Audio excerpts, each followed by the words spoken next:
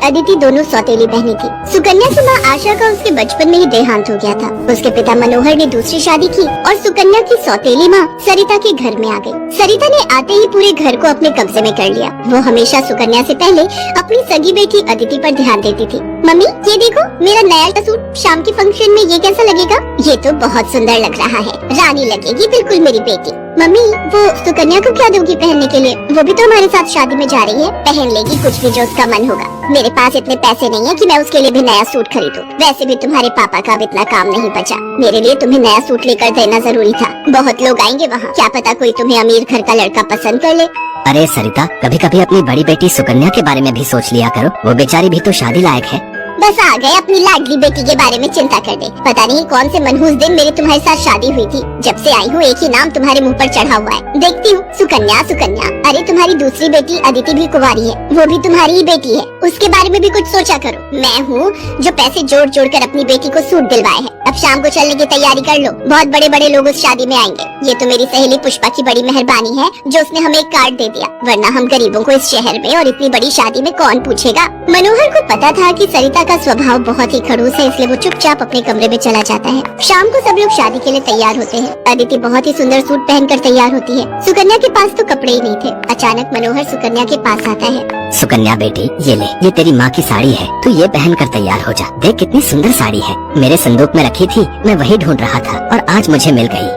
पिताजी ये माँ की साड़ी सचमुच, ये साड़ी तो बहुत सुंदर है। शुक्रिया पिताजी, आज आपने माँ की ये साड़ी देखकर मुझे बहुत खुशी दी है।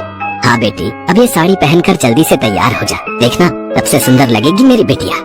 सुकन्या अपनी माँ की साड़ी पहनकर तैयार हो जाती है। सब लोग शादी में पहुँचते हैं। सरिता जानबूझकर अदिति को ही आगे कर रही थी ताकि वहाँ लोग अदिति को ही देखें। तभी एक बहुत ही बड़े परिवार के लड़के आशीष की नजर सुकन्या पर पड़ती है। सुकन्या बिल्कुल अकेली खड़ी थी। वो लड़का उसके पास आया और उससे बात करने लगा। हेलो, मेरा नाम आशीष है और आपका? जी मेरा नाम सुकन्या है। अच्छा नाम है आपका। वैसे आप यहाँ अकेली क्यों खड़ी हैं? चलिए ना, वहाँ डांस फ्लोर पर सब लोग डांस कर रहे हैं। आशीष को सुकन्या से बात करता देख सरिता आशीष के पास आती है। सुकन्या बेटा, तुम्हारे पापा तुम्हें बुला रहे हैं, इनके साथ अदिति डांस कर लेगी।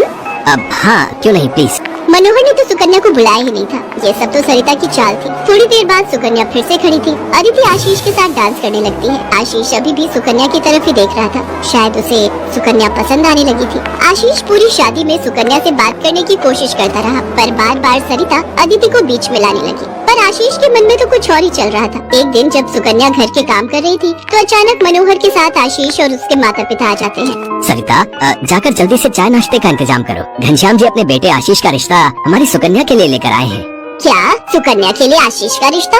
ये कैसे हो सकता है? मनोहर की बात सुनकर सरिता चौंक जाती है। सुकन्या तो घर की झाड़ पोछ में मैले कुचैले कपड़ों में मानो ऐसी लग रही थी जैसे कीचड़ में कमल। वहीं अदिति सोफे पर आराम से बैठी थी। सब कुछ आशीष और उसके माता पिता के सामने था। सुकन्या बेटिया, जाओ जल्दी से तैयार हो जाओ। अदिति जाओ अपनी दीदी को तैयार कर दो।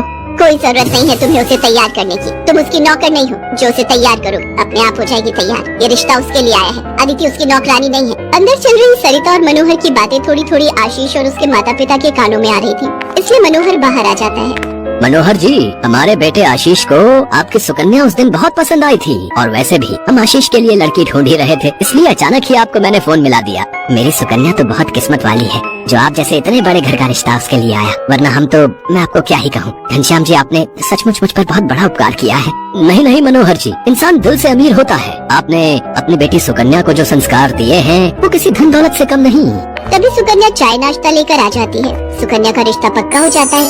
भाई साहब, हमें आपकी सुकन्या बहुत पसंद है। हम तो जल्द से जल्द शादी करके सुकन्या को अपने घर की बहू बनाकर ले जाना चाहते हैं। बस आप शादी की तैयारियां कीजिए। आशीष के माता पिता के मुंह से ये बातें सुनकर मनोहर की खुशी का ठिकाना नहीं था। सुकन्या आज एक बहुत बड़े घर की बहू बनने जा रही थी। आशीष के माता पिता रिश्ता पक्का करके चले जाते हैं। कुछ दिनों बाद सुकन्या की शादी की तारीख निकल आती है। सरिता, मैं देख रहा हूँ जब से सुकन्या की शादी पक्की हुई है तुमने सुकन्या से बात तक करना छोड़ दिया है। ये ठीक नहीं।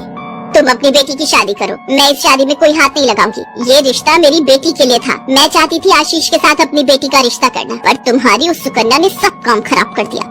ये तुम गलत कह रही हो सरिता। सुकन्या के लिए आशीष के माता पिता खुद से रिश्ता लेकर आए हैं। तुम्हें तो खुश होना चाहिए। तुम क्यों सौतेलापन सुकन्या के साथ रख रही हो? तुम्हें तो उसकी सगी माँ बनकर उसे विदा करना चाहिए। मैं इसलिए तुम्हें उसकी माँ बनाकर लाया था, वरना क्या? क्या कहो तो मैं अभी ये घर छोड़कर चली जाती हूँ। बोलो।